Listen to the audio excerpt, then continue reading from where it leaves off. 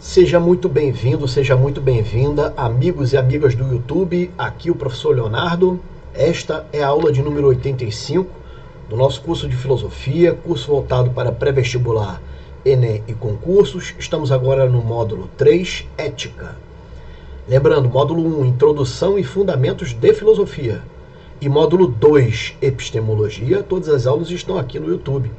Você é o nosso convidado a comprar, a adquirir as duas apostilas que foram lá produzidas no módulo 1 e módulo 2.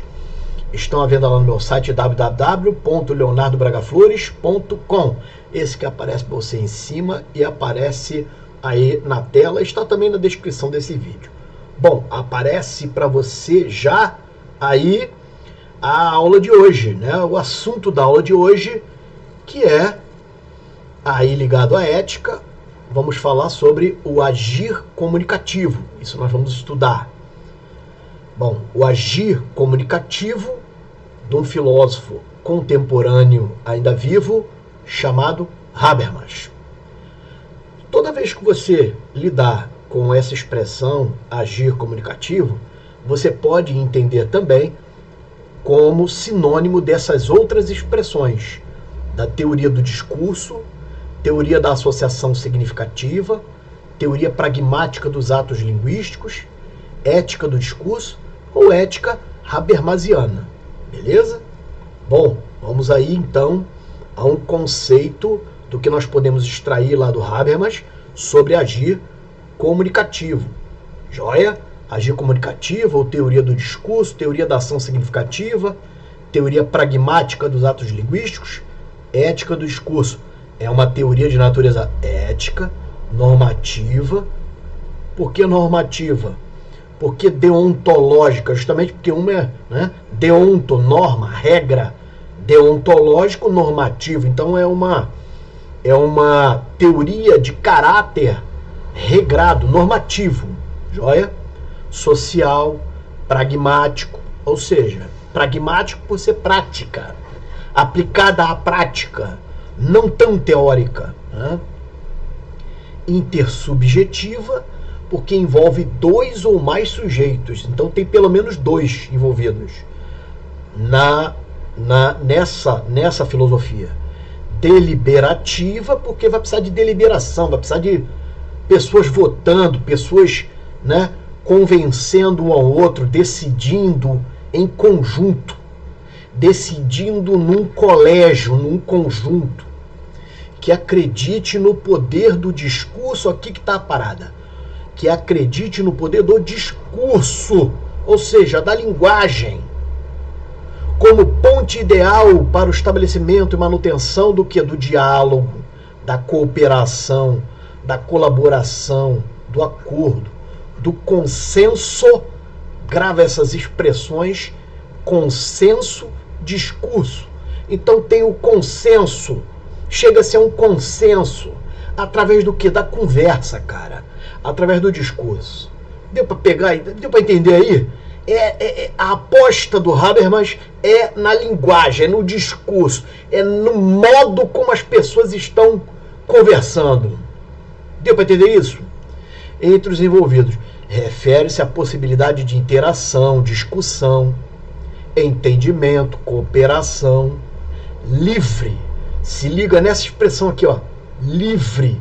Não há pressão. Não há pressão. Para que se instale aquele debate, para que se instale aquela conversa, precisa ter liberdade. Não pode haver coação, pressão. Um ali, né, extorquindo o outro mentalmente. Não existe isso. Então é livre entre os indivíduos que, em igualdade de oportunidades, podem expor mútua e racionalmente as suas razões, no sentido de um participante buscar convencer o outro, de um modo a compreender um ao outro, a respeito da validade de uma norma ou regra. Então existe uma lei, uma regra, uma norma que é aplicável a dois ou mais pessoas e vai precisar deles ali o quê? Debaterem sobre aquilo. Deu para compreender isso? E nesse debate, nesse diálogo, Ambos têm oportunidades iguais, equitativas, isonômicas. Nesse sentido, Rezende, ou seja, citando Habermas, diz o seguinte: por ações comunicativas, Habermas entende as interações sociais que se manifestam em realizações cooperativas, com vistas a alcançar a cooperação entre os participantes. Legal? Beleza? Está aí referenciado, então. Bom, no tópico 2 aí vamos estudar, então, o discurso com essa rivalidade com a o discurso, né? Sendo rival aí da tecnocracia. Bom, a razão pode ser comunicativa, né? Comunicativa ou tecnocrata. Comunicativa ou tecnocrata. A razão pode ser comunicativa versus razão tecnocrata. É isso que nós vamos estudar agora, essa rivalidade entre elas. Porque a coisa começou, não é? Na verdade, esta teoria é um desenvolvimento da teoria já, vamos dizer assim, implementada e utilizada no iluminismo, principalmente por Kant. Só que o foco lá no iluminismo, o foco lá nos valores trazidos por Kant nessas análises era, vamos dizer assim, fugia a condição de dois seres humanos poderem debater. Kant, ele centrava muito na individualidade, no ser humano decidindo individualmente. E aí o Habermas entendeu que isso daria margem a erros. E não é verdade? O exemplo disso aí foi a Segunda Guerra Mundial, onde nós temos um ditador, não é? Um ditador, né? O Hitler, onde ali centrou nele todo aquele poder e deu aquela bagunça, escreveu esse evento lamentável aí que é a Segunda Guerra. Tudo pela decisão de um homem só, pela razão, pela racionalização de um homem só, praticamente, né? Bom, então, razão comunicativa, que é defendida pelo Habermas, e a razão tecnocrata, já vencida ali no iluminismo. Não é que não aproveite, não é isso. A razão tecnocrata não é isso, mas o foco dela deixava margem a nascer, porque o foco estava só no aprendizado, no conhecimento, na racionalização, deixava margem para que houvesse erros, segundo aí o Habermas. Bom, razão comunicativa é a razão de natureza prática, o agir comunicativo, objeto das ciências histórico-hermenêuticas, tem sua aplicação focada no modelo interacionista. Olha as expressões, interacionista, porque vai interagir indivíduos, né? Vai fazer a interação de indivíduos. Processual, porque participa justamente de um caminho, de um processo, entre duas pessoas dialogando. Comunicativo, praticamente são expressões aqui sinônimas, mas cada uma com um teor um pouco diferente uma da outra. Dialético, intersubjetivo, no mesmo sentido de interacionista, não é? Intersubjetivo agora porque são entre dois sujeitos, não só entre um sujeito decidindo racionalmente, traçando uma lei universal, como era no imperativo categórico. Não, é outro momento agora. Então ele é consensual, a razão comunicativa ela é consensual e é vital, porque é aplicado à vida, não só aplicado ao trabalho, às coisas, às ocupações. Não, é aplicado à vida, fundado numa razão de praxis, ou seja, de prática do argumento, argumentativa.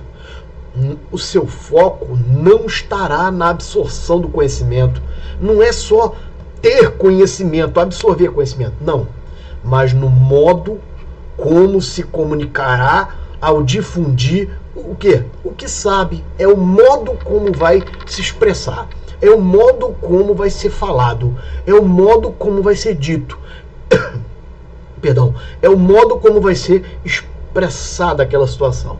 Sua ação está alicerçada na autocompreensão social, na autocompreensão. social. Na dialética racional agora. Dialética racional. Na discussão equilibrada da validade do preceito normativo. Exemplo aí é o rito nos tratados internacionais. Se você for estudar os tratados internacionais, para a aprovação desses tratados internacionais, não existe uma aprovação de um tratado internacional por um só país, por um só signatário. Não existe. Existem o quê? Uma série de deliberações, discussões, tá? De tratativas sobre aquele tratado internacional, seja da ONU ou de qualquer outra organização internacional, e ali se o quê? Se chega a uma conclusão, se chega a um consenso sobre o que vai seguir. Eles podem trazer reservas são ressalvas sobre aqueles tratados ou não, mas o quê? Foi discutido em conjunto e todos eles sabem o que foi discutido, qual é a reserva de um para o outro e por aí vai.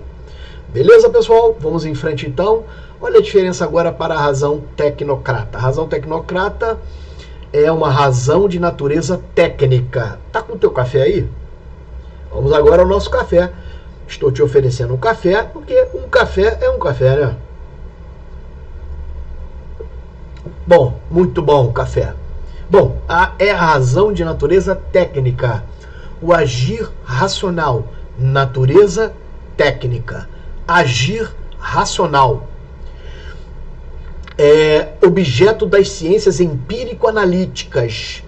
Tem sua aplicação de modo mais instrumental. Se liga nessas expressões agora. Como é que é bem diferente. No final tem um mapa mental onde eu resumo tudo. Tá legal? Bota essas expressões assim meio comparativa, né?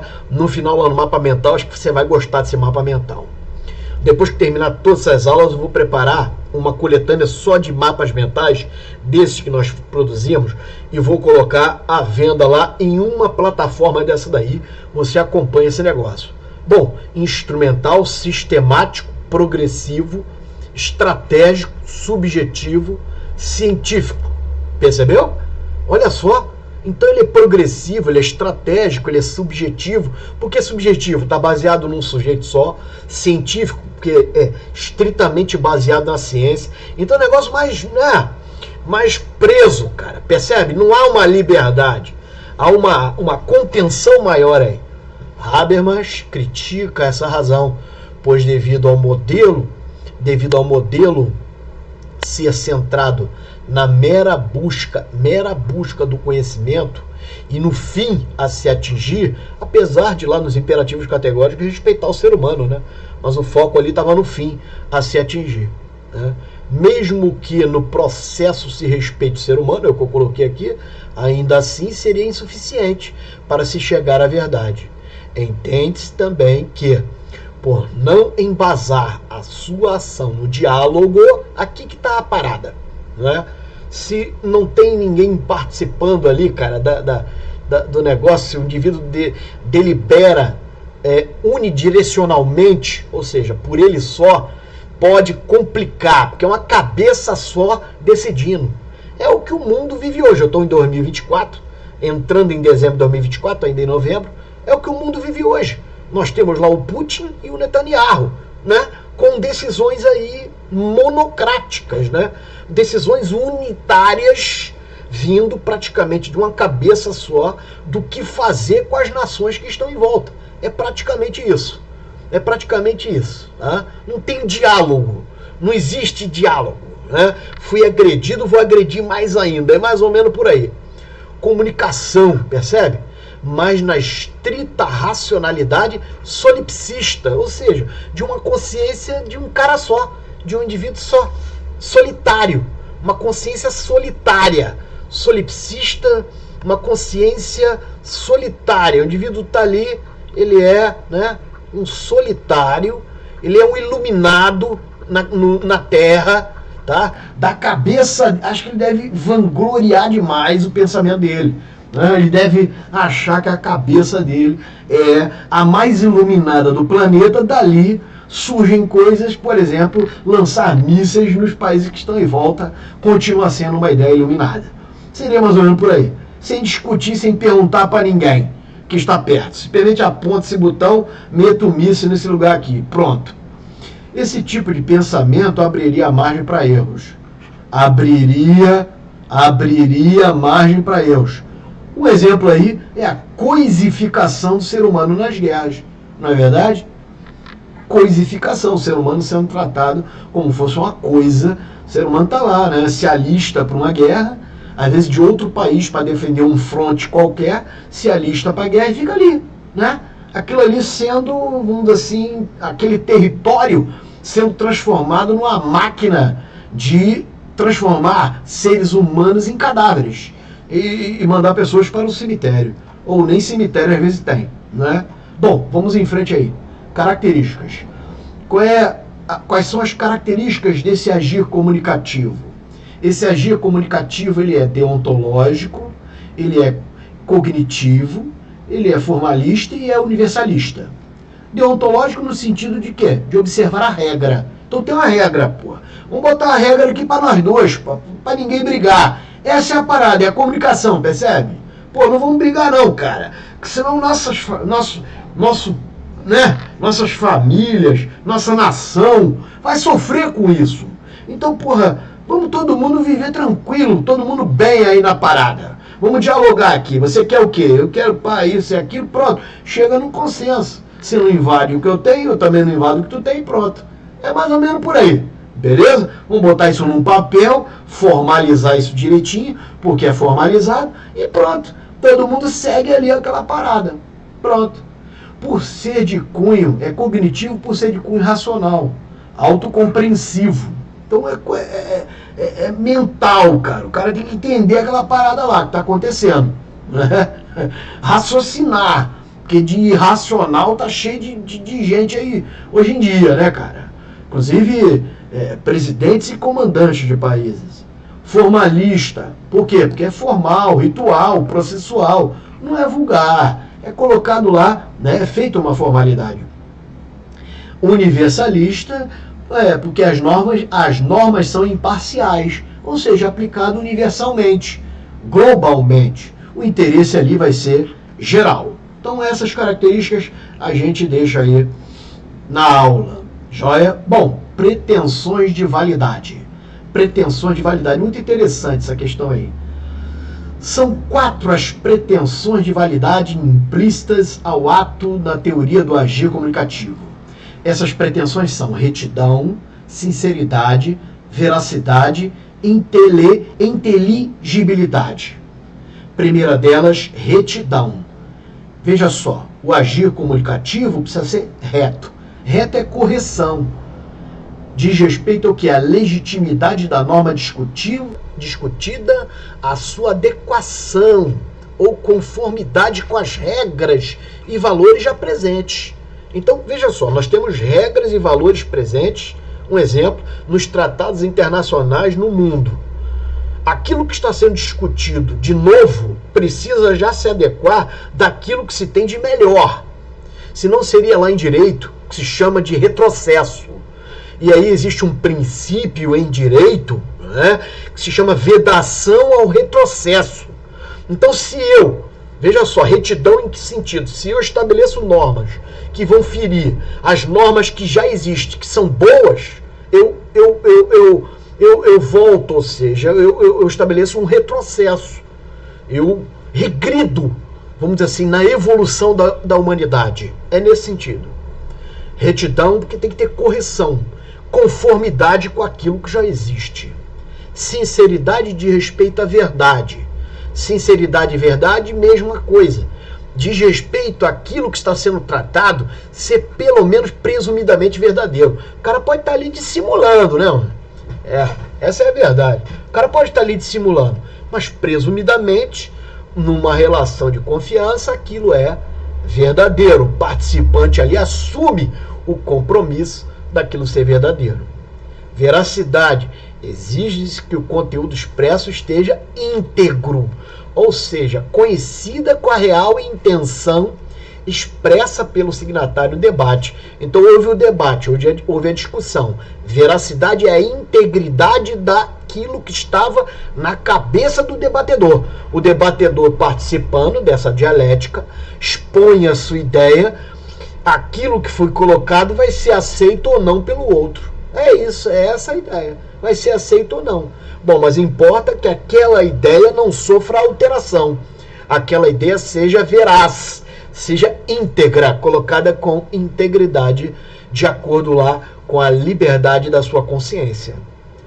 Inteligibilidade deve-se entender como a clareza do que foi discutido.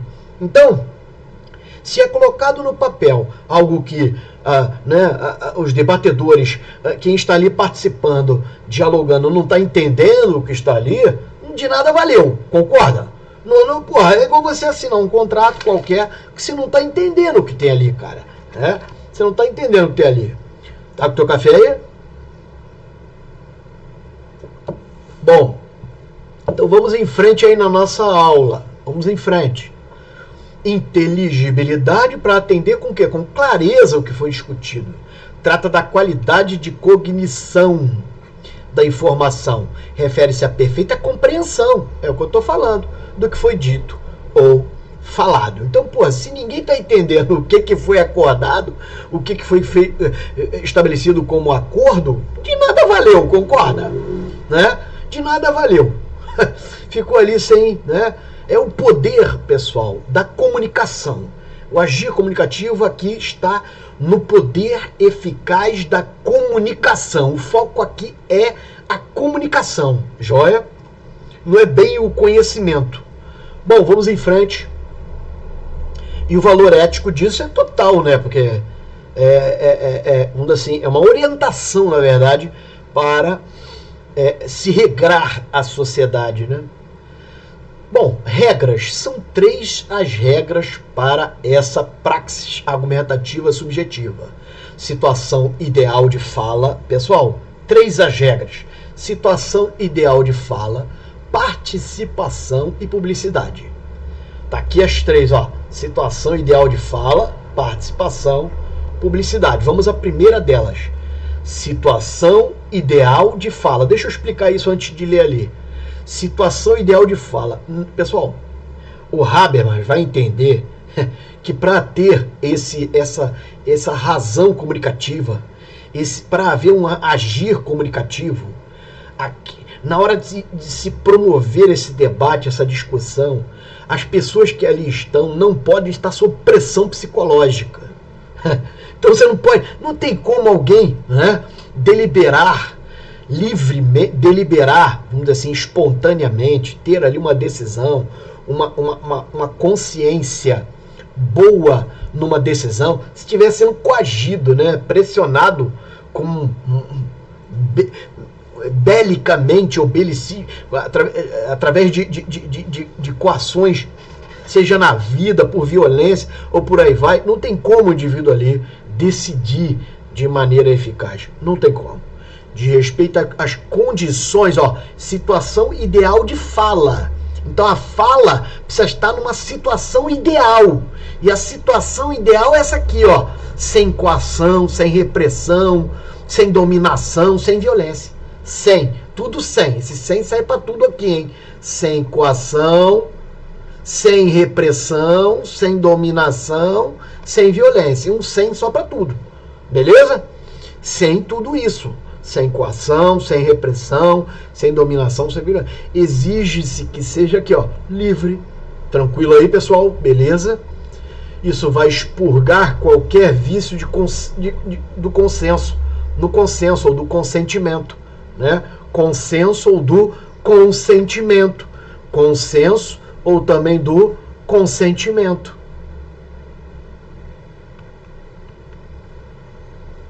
Qualquer vício de consentimento ou no consenso vai ser expurgado, porque o indivíduo pode estar com o seu consenso, ou seja, com o seu consentimento, estando afetado, viciado por quê? Por uma coação. Não haveria então uma situação ideal de fala. Você compreendeu isso? Participação, todos têm simetricamente o mesmo direito de comunicação. Então ali, né, normalmente, né, a nossa legislação, tanto nacional quanto internacional, né, estabelece até tempos ali, não é, de exposição da ideia, da réplica, depois da tréplica e por aí vai. São estabelecidos uma série de vamos dizer assim, ritos e situações para se seguir. É intersubjetivo, pois se baseia na troca, na dialética, numa distribuição equitativa de oportunidades de manifestar suas convicções. Publicidade porque é requisito de eficácia, ou seja, se não publicar, todo mundo ali não vai saber, não vai ter eficácia. Força. Ninguém ali vai saber o que vai seguir, o que vai acontecer. Joia? Devendo todos ter ciência da tramitação das etapas do processo. Ou seja, são eles o conflito, que são as opiniões iniciais, não é que haja guerra, nada disso não. São as opiniões iniciais, a discussão, são os debates, o consenso, que são as convergências daquelas opiniões, e no final, a universalização, que é a aplicação daquilo que foi dialogado, debatido e agora consentido pelas partes ou pelos debatedores, por aqueles que estão envolvidos, vão ali expor ali o que entendem todos em conjunto. Joia? Está aqui então um resumo da razão. Se divide em razão comunicativa e razão tecnocrata. A razão comunicativa é o agir comunicativo. Está baseado na interação.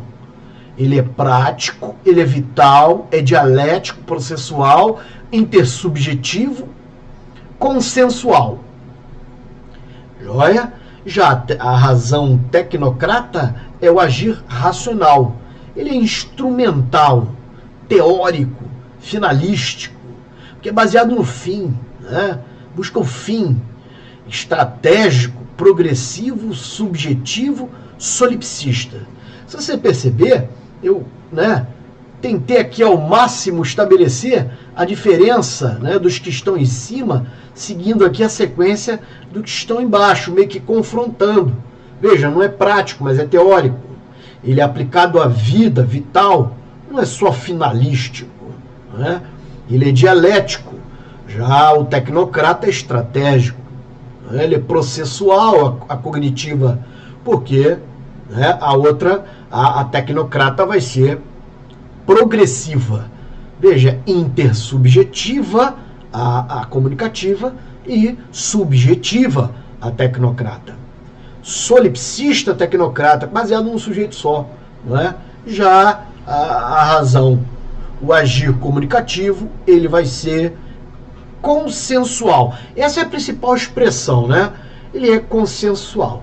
A expressão número 1 é comunicação, e a expressão número 2 é o consenso. Então, com duas expressões, é o mapa do mapa mental. Duas expressões, você resumiu tudo, praticamente. Bom, vamos em frente. Aí está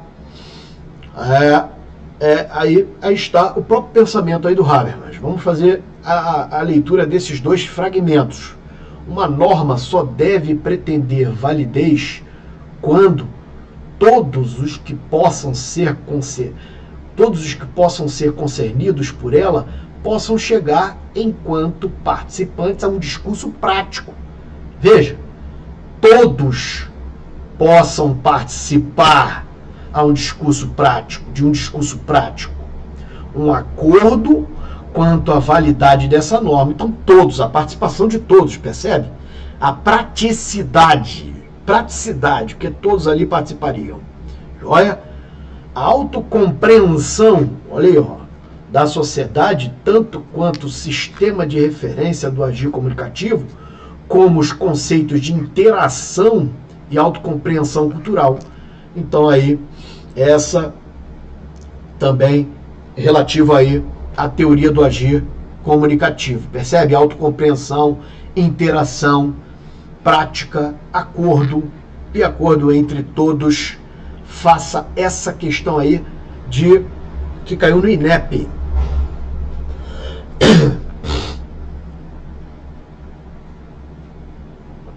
Enquanto você faz a questão, um segundo aí de propaganda. São as apostilas, estão à venda lá no site www.leonardobragaflores.com. A apostila do módulo 1, Introdução e Fundamentos. A apostila do módulo 2, Epistemologia. Já está sendo preparada a apostila do módulo 3, que é essa aí, é a de Ética. De cada uma dessas duas apostilas, você recebe um certificado de participação aí nas aulas que estão aí no YouTube. Um com carga horária de 8 horas, que é Introdução e Fundamentos, e com carga horária de 20 horas, a Epistemologia. Joia? Muito bem. Então, e aí, pessoal? Uma norma só deve pretender validez quando todos possam ser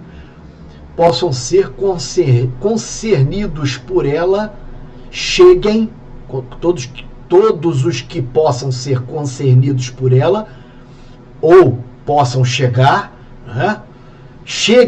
Vamos lá, todos os que possam ser concernidos por ela cheguem ou possam chegar enquanto participantes de um discurso prático a um acordo quanto à validade dessa norma. Olha lá, ó, prático, participantes, todos possam chegar, percebe, cara? Então é essa a questão, é essa a parada. Vamos lá, segundo Habermas, a validez de uma norma deve ser estabelecida pelo... E aí, marcou que letra aí? Tranquilo aí, né? Tranquilo.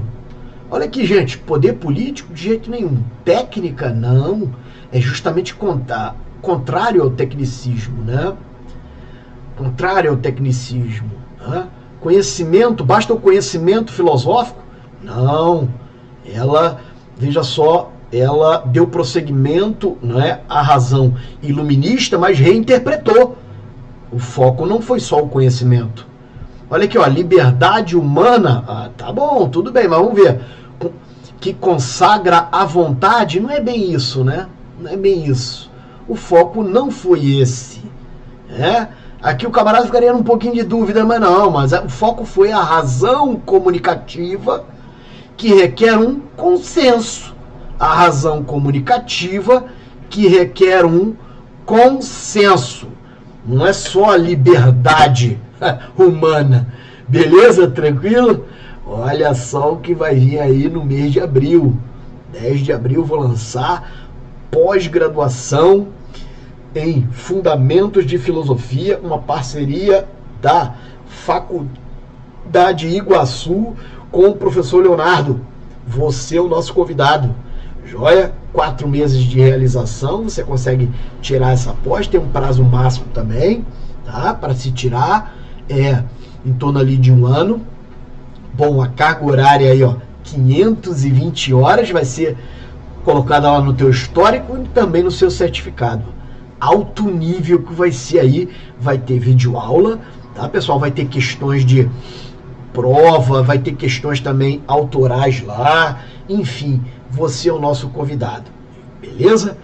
Pós-graduação em Fundamentos de Filosofia, reconhecida pelo MEC, o Ministério da Educação.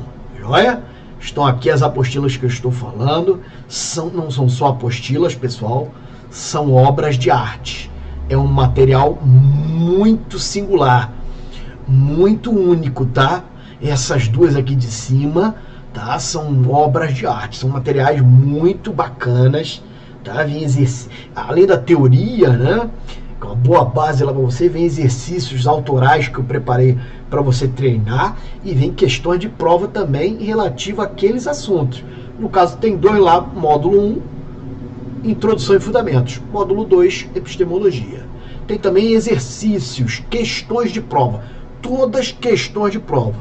Tem de 100, de 300 e de 500. Os valores são bem perto um do outro, mas eu vou dizer para você, se você comprar agora de 500, não precisa comprar de 300, de 100, que a de 100, de 300 está dentro da de 500. Eu continuo vendendo assim porque a pessoa só quer 100, cara. O cara só quer fazer ali um pouquinho de questões, né? Pouquinho não, que já é um númerozinho razoável, né? Mas 500 realmente você vai ver que o volume é maior, é muito maior de questões. Olha, se você está estudando para uma escola militar, está estudando aí para um vestibular, uma prova qualquer que vai cair em filosofia, preste atenção. Olha, aqui são 3 horas de aula em cada simulado desse. Tá? 3 horas de aula. Além do simulado que você pode baixar, treinou ali, pô, fiz ali aquelas 10 questões iniciais. Então assim, puta, cara, não fui bem, né? Não faz mal. Tem um outro PDF que você pode imprimir, né? Com as questões agora comentadas no PDF, sacou? E depois aquelas mesmas questões são comentadas em videoaulas. 3 horas de aula no primeiro simulado e 3 horas no segundo, na segunda rodada, beleza? Primeira rodada, turma Apolo, segunda rodada, turma Dioniso. São materiais muito legais, vão te dar 20 pontos, porque são 10 pontos de cada uma, né? 20 pontos no edital de filosofia. Conhece alguém que quer dar os primeiros passos em matemática? Está aí um mini curso de matemática. Compre esse mini curso, você vai gostar, tenho certeza. Lá eu ensino como você fazer uma regra de 3, cara, do primeiro passo a passo, pra você assim, ó. Ensino como você fazer conjuntos, como você, sabe, passo a passo sem pressa, cara. Você senta num canto, pega um caderno e faz isso aí. Beleza? Mini curso também de conhecimentos pedagógicos, os teóricos lá da pedagogia, né? Bom, aqui é o suprassumo do meu trabalho. São as grandes questões da filosofia. Tenho 4 cursos lançados. São isso aí: felicidade, bem ou mal, intuição e amor e paixão. 4 cursos lançados estão lá no meu site. Você é o nosso convidado a estar lá. Cara, dá de presente esse material, assiste essas aulas. É muito legal. Esses cursos aí são muito legais. Bom, quer contribuir com o nosso café? Nosso café, prof.leonardobragaflores@gmail.com é o Pix. Fique à vontade, contribua aqui com o canal. Eu falo o café, mas na verdade você está contribuindo com o canal, está mantendo aqui, né? Nós aqui com o nosso trabalho estamos ajudando pessoas a terem uma aula de filosofia de alta qualidade, somente pelo interior do Brasil. Não é? Porque é dando que se recebe. Pensa assim, é dando que se recebe. Você tem que doar o que você tem de bom. E você vai também receber do mundo isso. Beleza? Bom, nós vamos ficando por aqui. Nós vamos ficando por aqui. Convido de novo a comprar lá as apostilas, módulo 1 e módulo 2. Imprime esse material, cara. Vai colecionando. Se Deus nos permitir, vão ter outras, né? Principalmente as teóricas. E é isso aí. Nós vamos ficando por aqui. Essa foi a aula de número, que agora até esqueci, 85, né? 85. Agir comunicativo. Aula de número 85. Nós vamos ficando por aqui. Foi bom demais ter você, cara, aqui comigo. Agradeço demais a tua presença aqui. Primeiramente, nós somos gratos a Deus por esse momento, né? Somos gratos a Deus por esse momento. Eu, em particular, sou grato a Deus por ter chegado até aqui, ter me permitido, né, ter saúde de chegar até esse momento e transmitir essa aula para você. Valeu? Então é isso. Vamos ficando por aqui. Um abraço a todos. Fique com Deus. Te aguardo no próximo encontro. Se Deus assim nos permitir. Tchau, tchau. Valeu.